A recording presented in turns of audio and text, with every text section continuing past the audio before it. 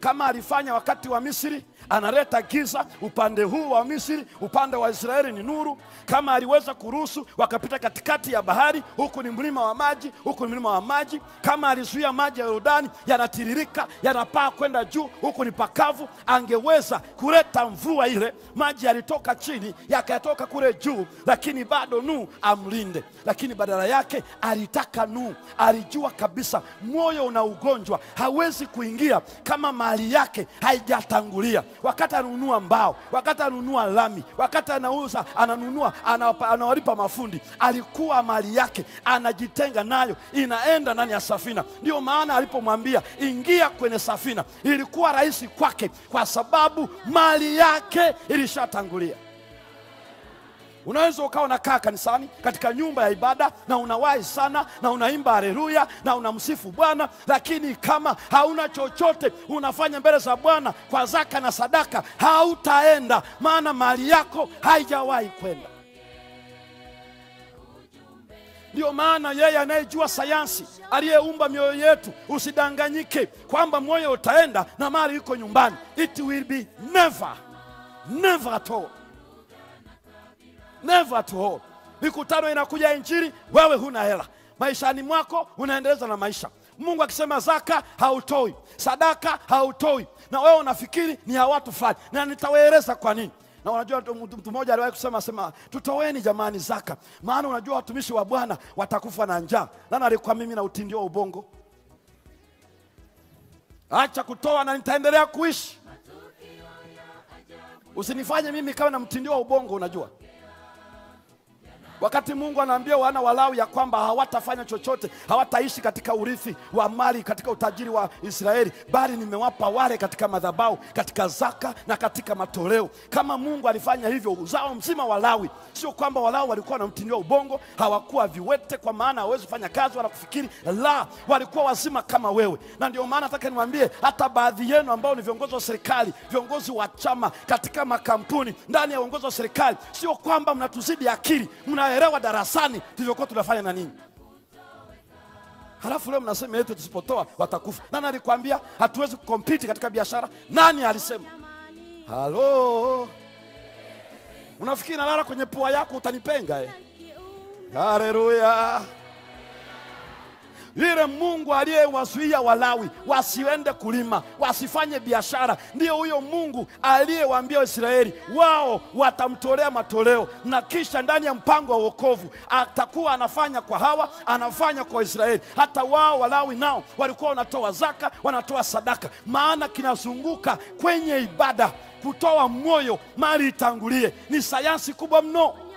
Ndio maana usipotoa zaka na sadaka, bado huyo Mungu anayekupatia fedha, akupatia na kazi, akupatia na akili, bado atanitunza na mimi. Wana umekasirika? Sasa mbona unazungumza kama utaki? Kwenye vituo kwa mjambo, haleluya, punga mkono. Hilo ni dai. Zaka na sadaka ni sayansi ya kuokoa moyo wangu na moyo wako. Na hili halina cha mchungaji, halina cha shehe, halina cha nani yeyote yule, awe ni askofu, ameitwa atowe zaka na sadaka.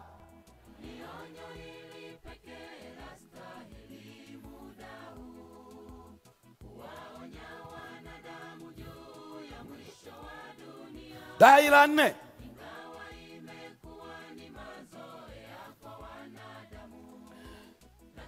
Dai la 4 ambalo tunahitaji kuelewa, ambalo Mungu analo, ni kusaidia wahitaji. Wahitaji lolote linaweza kufanyika. Unaweza ukawa unazo kwa sasa kwa sababu na afya, lakini unaweza ukaugua sio mwaka mmoja, miaka, na ukatumia kwa ajili ya matibabu ikaishiwa kila kitu. Unaweza kupata tatizo, nyumba ikawaka moto na kila kitu kiko ndani. Uhitaji unaweza ukawa ni wa muda mfupi au muda mrefu kulingana na kilichotokea. Mungu ametupatia ili tuweze kufanya hitaji.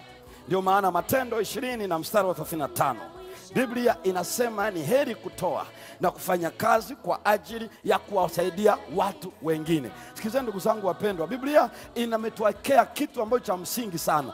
Maisha ya kusaidia wahitaji ni maisha ya kila mtu, na ni dai ambalo Mungu anawataka wote walio hai wafanye mpaka siku watakapokoma kuishi.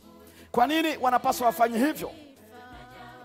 Kwa sababu Biblia inasema Mungu ni wa upendo, na ameelezea mwenyewe kwa kutoa zile kanuni kubwa mbili, ambayo ni katika mbao mbili za mawe. Alipokuwa anasoma katika ile Mathayo 22 mstari wa 36 hadi mstari wa 40, mpende Bwana Mungu wako kwa moyo wako wote, kwa nguvu zako zote, kwa roho yako yote. Na hiyo ni ya kwanza na ikuu na ya kwanza. Na ya pili yafanana nayo, pende jirani yako kama nafsi yako.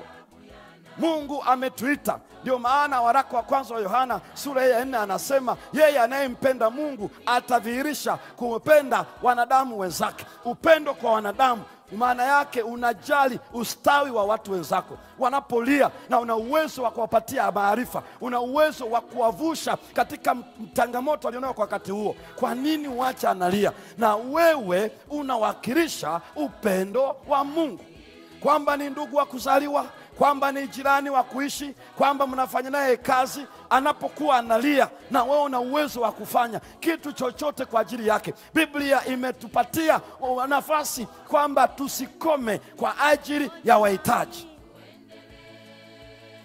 Jambo la tano, wajibu wa tano ni kuitii serikali.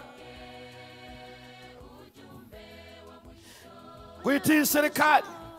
Katika Warumi sura ile ya 13 na mstari wa kwanza hadi mstari wa 8. Warumi sura ya 13. Mtumishi wa Mungu Paulo, Yesu akimweleza anene kwa watu wa Mungu, alisema maneno haya. Warumi 13 mstari wa kwanza hadi mstari wa 8. Kila mtu na itii mamlaka iliyo kuu, kwa maana hakuna mamlaka iliyotoka kwa Mungu isiyotoka kwa Mungu, na ile iliyopo imeamuliwa na Mungu. Hivyo mstari wa pili, amwasie mwenye mamlaka ushindana na agizo la Mungu, nao washindanao watajipatia hukumu.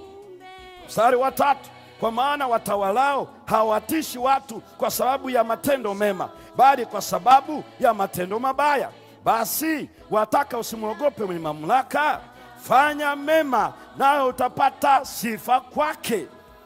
4, kwa kuwa yeye ni mtumishi wa Mungu kwako kwa ajili ya mema.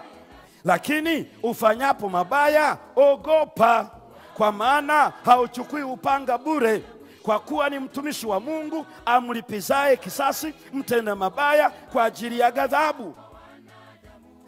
Mstari wa 5, kwa hiyo ni lazima kutii, si kwa sababu ya ile ghadhabu tu, ila kwa sababu ya dhamiri.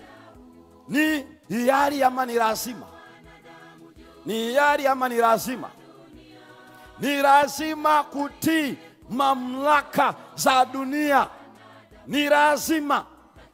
Na kila mwanadamu anayeishi kutii serikali katika dunia hii ni lazima. Kama unahitaji uende mbinguni, Biblia inasema moja, hakuna mamlaka katika serikali za dunia iliyopo isiyotoka kwa Mungu. Maana yake ni nini? Mungu ameruhusu iwepo. Jambo la pili, akasema hivi, hiyo mamlaka ni watumishi wa Mungu. Sasa ngoja niwaambie, watu wanaweza wasielewe jambo hili, lakini Biblia inasema viongozi wa serikali wenye nafasi ya kuongoza raia ni watumishi wa Mungu. Ndio maana Mungu anasema kama uwezi kuitii utalipiza kisasi. Maana Mungu amewapa upanga ili walipize kisasi kwa matenda mabaya. Ndio maana akasema, je, unataka usimwogope kiongozi katika mamlaka ya serikali? Tenda mema. Haleluya. Maana yeye hayuko pale atutishe, la, ni kutuongozea kutenda mema. Serikali iko kwa ruhusa ya Mungu. kwa sababu ni ndani ya serikali hiyo tunatembea, tunafanya kazi, tunafanya kile na kile. Ni watumishi wa Mungu, na amesema ni lazima kufanyaje. Na unajua wakati huu Paulo anaandika, ilikuwa ni serikali ya Rumi ndio ilikuwa inatawala dunia, na Rumi ilikuwa na ukatili pia.